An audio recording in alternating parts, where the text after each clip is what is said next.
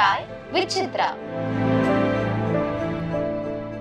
உங்கள் அப்பாவை ஒரு திரைப்பட தயாரிப்பாளராக எப்படி பார்க்குறீங்க? He has ஒரு இன்ஸ்டிங்க்ட் சார்.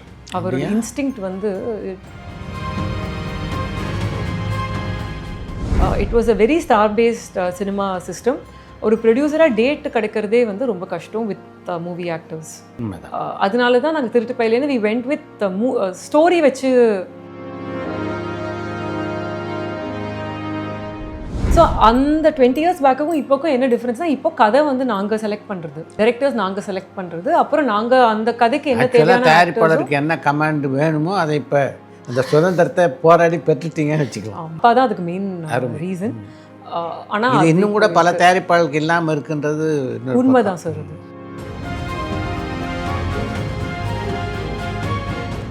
அதுக்கப்புறம் தான் வீட்டு மதராசப்பட்டினம், இரும்புக்கோட்டை, முரட்டு சிங்கம். இரும்புக்கோட்டை முரட்டு சிங்கம் கூட பெருசாக போல இல்லை. இல்லை சார், அதுதான் மதராசப்பட்டினமே வந்து படம் பேர் வாங்கின அளவுக்கு வசூல் not sir, because we had overspent. It was a classic film. It's a great film. Correct. But ஆக்சுவலாக ஏஜிஎஸ்க்கு ஒரு மிகப்பெரிய அடையாளத்தையும் மிகப்பெரிய வெற்றியும் தந்த முதல் திரைப்படம்னா தனி ஒருவன் இல்லையா? யா, நம்ம ஆளுங்க தானே நம்மள இவ்ளோ தூரம் சப்போர்ட் பண்ணி கூட்டிட்டு வந்தாங்க. அவங்களுக்கு தெரியாதா அவங்களோட பெஸ்ட் ஹாலிடேஸ் நம்ம கூட தான்னு?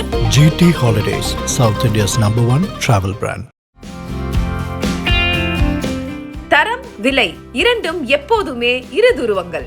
அந்த இரு துருவங்களையும் இணைப்பதுதான் Fun Story. ஃபோன் 9566010006 மற்றும் 9566010007. இன்றைய சாய் வித் சித்ரா நிகழ்ச்சியினுடைய சிறப்பு விருந்தினர் ஏஜிஎஸ் நிறுவனத்தினுடைய கிரியேட்டிவ் தயாரிப்பாளரான அர்ச்சனா கல்பாத்தி.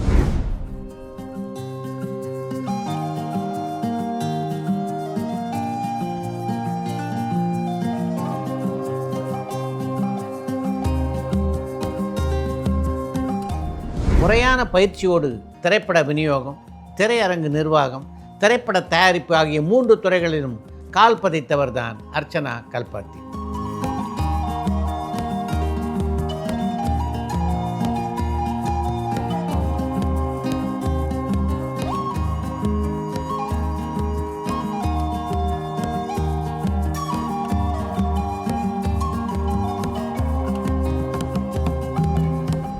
அட்லியினுடைய இயக்கத்திலே விஜய் நடித்த பிகில், வெங்கட் பிரபுடைய இயக்கத்திலே விஜய் நடித்த கோட், பிரதீப் ரங்கநாதனுடைய இயக்கத்திலே உருவான லவ் டுடே, அஸ்வத் மாரிமுத்துடைய இயக்கத்திலே உருவான டிராகன், சுபாஷ் கே ராஜனுடைய இயக்கத்திலே உருவான பிளாஸ்ட் ஆகிய திரைப்படங்களிலே கிரியேட்டிவ் தயாரிப்பாளராக பணியாற்றியுள்ள அர்ச்சனா கல்பாத்தி அந்த அனுபவங்கள் பலவற்றை இந்த நேர்காணலிலே பகிர்ந்து கொண்டிருக்கிறார்.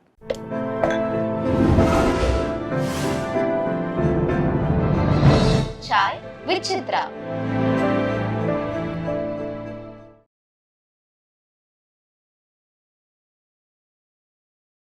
வணக்கம். வணக்கம் சார். ஒரு விநியோகஸ்தராக, திரையரங்கு உரிமையாளராக, திரைப்பட தயாரிப்பாளராக இந்த திரைப்பயணம் உங்களுக்கு என்னெல்லாம் சொல்லி கொடுத்துருக்கு? லைஃபே ஆக்சுவலி சொல்லி கொடுத்துருக்கு நிறைய விஷயத்தில்.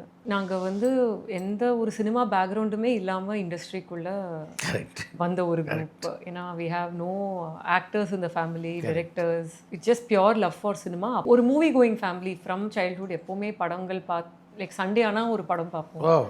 ஸோ அந்த இன்ட்ரெஸ்ட் எல்லாருக்குமே, எல்லாம் 3 பேருக்குமே, both my aunts, my mother. Very good.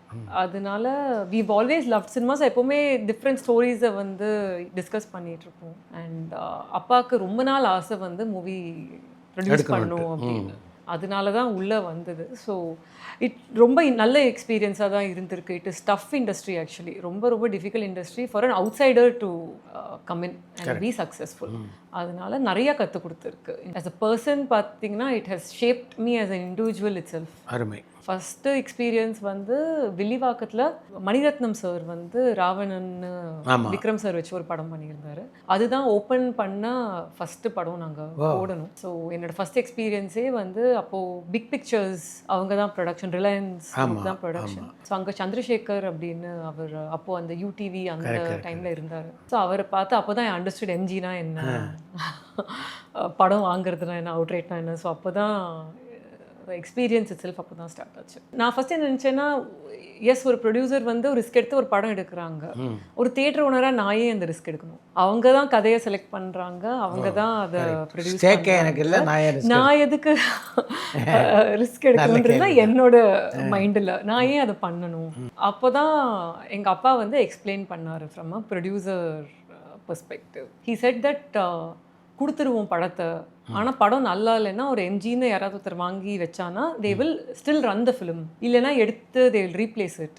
So அந்த ஹோல்டுக்காக தான் வந்து we insist on MG. And அந்த டைமில் வந்து டிரான்ஸ்பரன்சி ஆஃப் அக்கௌண்ட்ஸ் இல்லை, என்ன கணக்கு வரும்ன்றது தெரியாது. இப்போ இருக்குது சார், 100% இருக்கு.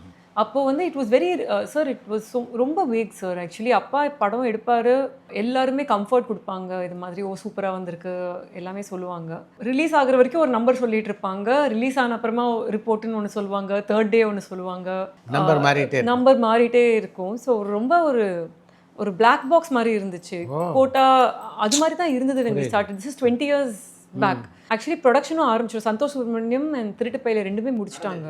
முடிஞ்சிட்டு he was doing his Madrasapattinam, Irumbukottai, Murattu Singam அதெல்லாம் பண்ணுற டைமில் நான் தியேட்டர்ஸ் ஆரம்பிச்சிட்டேன் அதுக்குள்ள. ஸோ அப்போ நான் எப்போவுமே எங்கள் 2 பேருக்குள்ளே வீட்டில் எப்போவுமே எக்ஸிபிட்டர் ப்ரொடியூசர் சண்டை, will always have this debate. அப்போது that was what he will say, இதனால தான் நாங்கள் பண்ணுறோம் அப்படின்னு.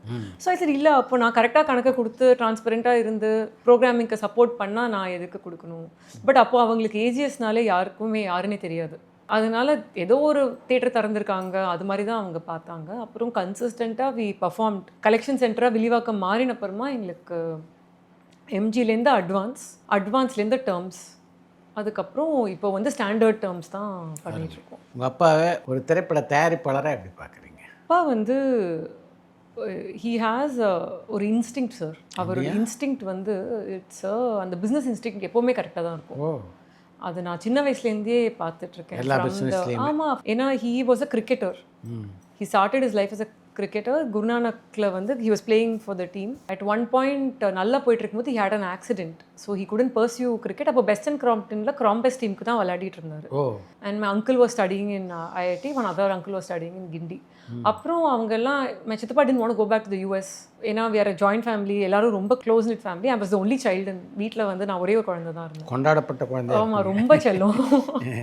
அதனால சித்தப்பா ஸோ தே said ஓகே. அப்போ தான் இந்த கம்ப்யூட்டர் ஐடி எல்லாமே வந்து was coming in to India. So he said அப்போ நம்மளே ஒன்று ஆரம்பிக்கலாமே அப்படின்னு சொல்லிட்டு when my தாத்தா பாட்டி வந்து சம்மர் ஆனால் ஊருக்கு போயிடுவாங்க. ஸோ அவங்க திருப்பி வரத்துக்குள்ளே வீட்லேயே வந்து ஒரு ரூமை ரெடி பண்ணி கம்ப்யூட்டர் கோச்சிங்னு ரெடி பண்ணி பேம்ப்ளெட்லாம் அடித்து அவங்க வரத்துக்குள்ளே அவங்க பிஸ்னஸே ஆரம்பிச்சிட்டாங்க. But only condition my grandfather I told my father is you are the only one in this family who has a child. அவள் ஃபியூச்சருக்கு அவள் ஸ்கூல் ஃபீஸ் அதெல்லாம் நீ பார்த்துக்கணும். So you can't quit your job till the business is stable அப்படின்னு தாத்தா சொன்னதுனால அப்பா வந்து காலம்புரை வெஸ்டர்ன் கிராம்ப்டன் போயிடுவார். ஈவினிங் வந்தால் he will look at collections and do all that work. அப்புறம் at one point study income வந்த அப்புறமா ஹி குவிட் வெஸ்டர்ன் கிராம்ப்டன். அங்கே தான் எஸ்எஸ்ஐ ஆரம்பிச்சது. அதனால அப்பாவோட பிஸ்னஸ் இன்ஸ்டிக்ட்ன்றது எப்போவுமே கரெக்ட். ஸோ அவர் படத்தோட அந்த கதை செலெக்ஷனாக இருக்கட்டும் எப்போவுமே கரெக்டாக தான். அங்கே வந்து he has never contact. But I've seen him also learn. அவர் ரொம்ப குயிக்காக கற்றுப்பார். ஹி ஒன்ட் அதே மிஸ்டேக்கை திருப்பியும் பண்ண மாட்டார். As a father of course he is very different தான். ஒர்க்கில் இஸ் வெரி ஸ்ட்ரிக்ட். உங்கள் அப்பாவை பொறுத்த வரைக்கும் இஸ் ஃபைனான்ஷியலி ஸ்ட்ராங்கு. ஆமாம். அதை தாண்டி அவருடைய core strength as a producer என்ன? Sir discipline sir. He is financially strong. Is financially discipline. He is very strong. Absolutely financial strength is there. But he is very disciplined about the money. Just because பணம் இருக்குன்னு அடாவடியாக செலவு பண்ண முடியாது. ஒரு படத்துக்கு என்ன தேவையோ அது மட்டும்தான் ஸ்பெண்ட் பண்ணணும். ஒரு ஷோக்காகையோ ஒரு தேவையில்லாத செலவு வந்து ஹி வில் நெவர் அலோவ். அது வந்து in all walks of life எப்போவுமே அது மாதிரி தான் அவர் இருந்திருக்காரு. வாட் இஸ் நெசசரி அதை respect the money that you have. அப்போ தான் it will stay with you அப்படின்றது is his philosophy in life. He is a very simple man. If you meet him he is very simple man. அவர் நீட்ஸே ரொம்ப simple. He is very hard working. He காலம்புற office போனால் night வரைக்கும் he is working. அந்த work ethic, discipline, financial discipline, I think அதுதான் ப்ரொடியூசருக்கு most important quality to have.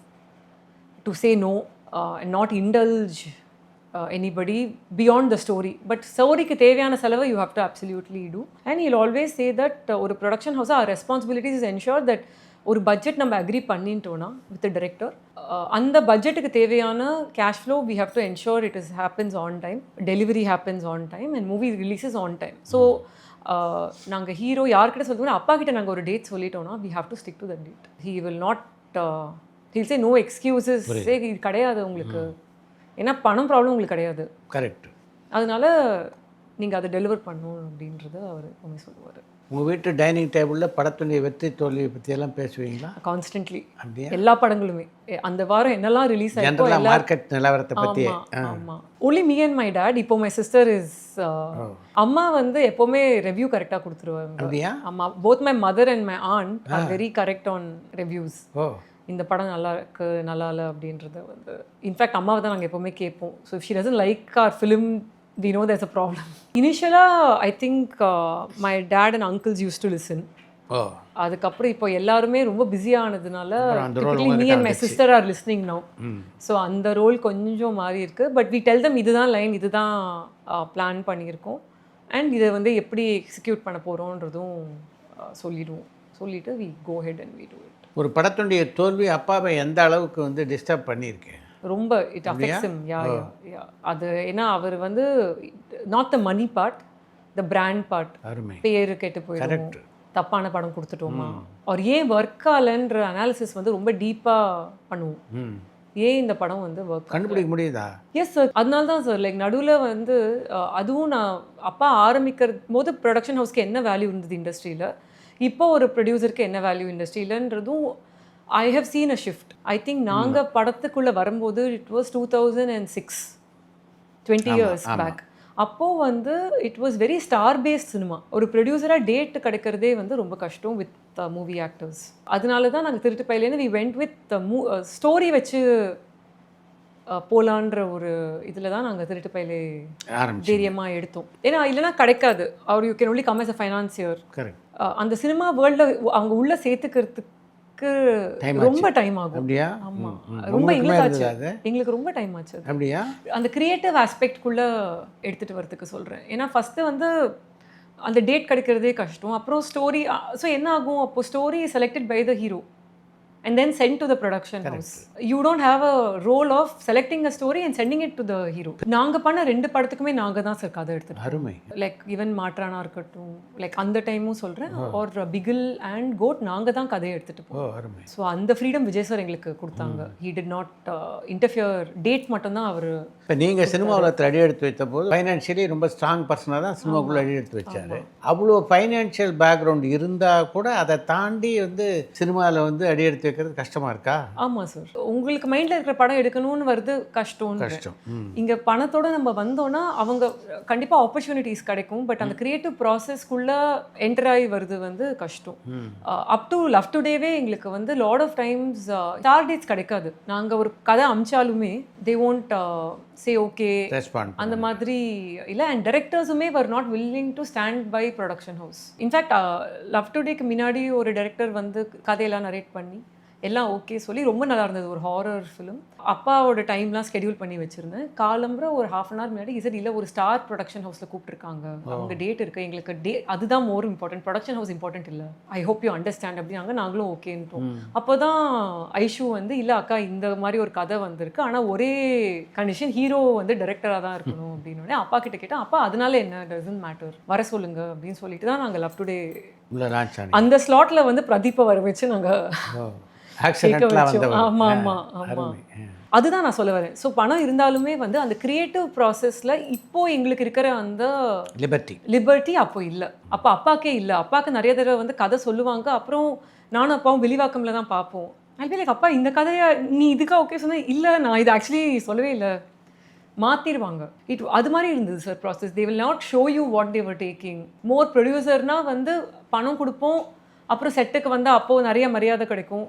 ஆனால் அந்த கிரியேட்டிவ் ப்ராசஸில் என்ன ஷார்ட் வைக்கிறாங்க, எப்படி எடுக்கிறாங்கன்றதை வந்து ஷேர் பண்ண மாட்டாங்க. அப்புறம் மெதுவாக நம்ம நினச்ச படம் தான் உருவாகுதான்னு நமக்கு தெரியாது. அது தட் வாஸ் 20 years பேக். ஆனால் தென் அப்பா டுக் அ கால் சேயிங் இல்லை நம்மளுக்கு எனக்கு பிடிச்ச படம் தான் எனக்கு பண்ணணும், அது மாதிரி டைரக்டர்ஸோட ஒர்க் பண்ணலாம் தான். அப்புறம் கேவி சார் அதெல்லாம் வரும்போது ஸ்லோவாக தட் ஸ்டார்டட் சேஞ்சிங். ஸோ எங்களுக்கு எடிட்ஸ் வர ஆரம்பிக்கும், அது எல்லாமே நடந்தது. ஆனாலுமே டெக்னிக்கலி அப்பாவுக்கு மட்டும்தான் ஃபுல்லாகவே தெரியும், எனக்கோ நாங்கள் அதில் இன்வால்வ் ஆகலை. அப்புறம் பிகிலில் அட்லியோட ஒர்க் பண்ணும்போது அட்லி வந்து என்னோட ஏஜுக்கு க்ளோஸாக இருக்கிறதுனால என்னை ஏடி மாதிரியே ட்ரீட் பண்ணிட்டாரு. So I knew everything. There was no secret as to what he was taking versus what was happening. Spot எடிட்லேருந்து. ஸோ ஃபுல்லாக அந்த ஒரு டெக்னிக்கல் நாலேஜும் வந்ததில் it became very useful. So அந்த 20 years பேக்குக்கும் இப்போக்கும் என்ன டிஃப்ரென்ஸ்னால், இப்போ கதை வந்து நாங்கள் செலக்ட் பண்ணுறது, டைரக்டர்ஸ் நாங்கள் செலக்ட் பண்ணுறது, அப்புறம் நாங்கள் அந்த கதைக்கு என்ன தேவையான தயாரிப்பாளருக்கு என்ன கமாண்ட் வேணுமோ அதை இப்போ அந்த சுதந்திரத்தை போராடி பெற்றுட்டீங்கன்னு வச்சுக்கலாம். ஆமாம், அப்பா தான் அதுக்கு மெயின் ரீசன். அன்றைக்கி கூட யாரையும் மீட் பண்ணும்போது அவங்க அதுதான் சொன்னாங்க, இது மாதிரி தப்பாக நினச்சிப்பாங்க, இப்போ நம்மளுக்கு ஒன்று எடுக்கிறாங்க ஆனால் நம்மளுக்கு அது பிடிக்கலைன்னா. சரி, ஆனால் இப்போது ஒரு கம்பெனிக்கு போகிறோம், நான் தான் ப்ரமோட்டர், ஒரு ப்ராடக்ட் பண்ணுறாங்க, அந்த ப்ராடக்ட் எனக்கு பிடிக்கலன்னா வீல் டெல், இல்லை நம்ம தானே அதோட ஓனர், அது நம்ம சொல்லணும், அதை நம்ம தயங்கக்கூடாது. ஆனால் இங்கே அது ஒரு மாதிரி ஒரு ஹெசிடேஷன் வந்து இன்பில்ட்டாக ஃபார்ம் ஆகிடுச்சு எல்லாருக்கு மைண்ட்லேயுமே. அது வந்து ஸ்லோவாக இப்போ பிரேக் ஆகுது sir. I think now content based films are back. Producers, there is an opportunity to take back the power to make films that we want to make. And audience are now supporting us. They are coming for good cinema to theaters.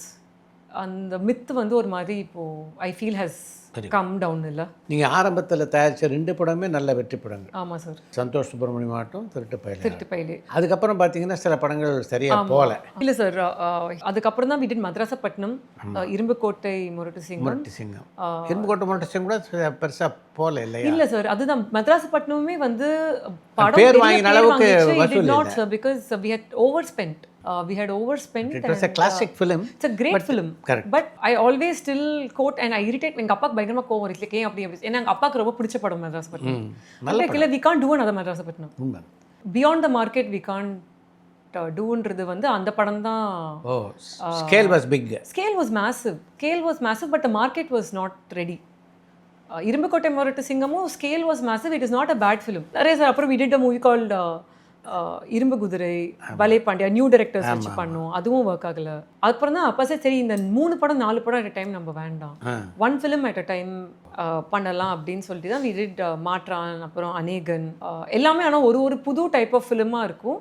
But it was not financially, it was definitely not there. And then தனி ஒருவன் வந்தப்புறம் தான் again it changed. And தனி ஒருவனே வந்து Sun டிவிக்கு நாங்கள் first copy பண்ணுறதா தான் இருந்தோம் அந்த படத்தை. ஆனால் அது வந்து ப்ரொடக்ஷன் டிலே நடந்துகிட்டே இருந்துச்சு. ஒரு 1.5 years 2 years ஆகிடுச்சு. அண்ட் அவங்களோட கேலண்டர் முடிஞ்சிடுச்சு. அவங்க வித்ட்ரா பண்ணிட்டாங்க. ஆமாம், அவங்களும் வித்ட்ரா பண்ணிட்டாங்க. So at that point we had spent almost 23 crores. Imagine, we had spent that much on that film, and Sun TV was sweet enough to say they'll take their satellite. So they bought the satellite. Everything else was not sold, but the movie went on to become a big blockbuster. Actually ஏஜிஎஸ்க்கு ஒரு மிகப்பெரிய அடையாளத்தையும் மிகப்பெரிய வெற்றியும் தந்த முதல் திரைப்படம்னா தனி ஒருவன் இல்லையா? அதன் காரணமாக தான் அந்த டைரக்டர் மோகன் ராஜா மேலே உங்கள் அப்பாவுக்கு ஒரு தனி பாசம். Santhosh Subramaniam, it was very good for us. So Raja sir மேலே ஒரு பெரிய அஃபெக்ஷன் வச்சுருக்காரு அவர் கண்டிப்பாக. ஸோ அந்த ஒரு ட்ரான்ஸ்ஃபர்மேஷன். அப்பா இஸ் லைக், உனக்கு எம்பத்தி இல்லை, உனக்கு இமோஷனே இல்லை, நீ எல்லாமே ரொம்ப கால்குலேட்டடாக இருக்க. ஒரு பிஸ்னஸ் பில்ட் பண்ண, ஒரு பிராண்ட் பில்ட் பண்ணால் ரிஸ்க் எடுக்கணும், உங்களுக்கு ரிஸ்க் டேக்கிங் அபிலிட்டி ரொம்ப கம்மி. அது உண்மைதான். நான் பெரிய ரிஸ்க் எடுக்க மாட்டேன். அப்படியா? ஆமாம். அந்த படத்தை பொறுத்த வரைக்கும் உங்களுடைய ரொம்ப பிடித்தமான கதாநாயகனோட நீங்கள் பணியாற்றிய படம். ஆமாம். நீங்கள் பிக் ஃபேன் ஆஃப் விஜய் இல்லையா? அதுக்கு முன்னாடியே சின்ன வயசுலேருந்தே லைக் லவ் டுடே டைம்லேருந்தே like I make my father take me school cut அடிச்சுட்டு டேக் மீ டு. நீங்கள் திரையில் பார்த்த கதாநாயகன் நடிக்கும்போது பக்கத்தில் இருந்து பார்த்தது எப்படி இருந்தது? ரியலி பிலீவ்ட் இன் ஒரு சேயிங் இருக்கு sir, you should never meet your ஹீரோன்னு. அது இங்கிலீஷ்ல ஒரு சேயிங் இருக்கு. ஏன்னா நம்ம மைண்ட்ல வந்து நம்ம நிறைய ஒரு பில்டப் வச்சிருப்போம். It is very difficult for anybody to live up to that expectation. அதனால பரபரப்பான சினிமா செய்திகள், நட்சத்திரங்களின் பேட்டிகள், சினிமா வரலாறு ஆகியவற்றை பார்க்கவும் படிக்கவும் உங்களுக்கான இணையதளம் touringtalkies.co.